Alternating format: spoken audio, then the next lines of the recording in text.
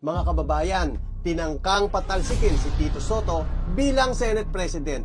Pero bigo ang plano. Ngayon, kapansin-pansin ang kaliwat kanan damage control sa social media mula sa kampo ni Inday Sara at kanyang sinabi na wala raw ebidensya ang impeachment. Ang impeachment complaint na inendorso ng Akbayan ay isang papel na walang kalakip na kahit anong ebidensyang magpapatunay sa mga paratang na isinasaad dito. Madam Vice President, huwag ka sa social media magpaliwanag. Ipaliwanag mo yan sa impeachment trial. Dahil ang ginagawa mo ngayon ay tinatawag na appeal to emotion na hindi na gumagana dahil galit na ang mga tao sa korupsyon.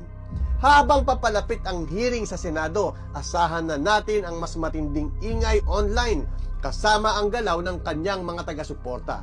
Tandaan, hindi lahat ng maingay ay totoo. Manatili tayong mapanuri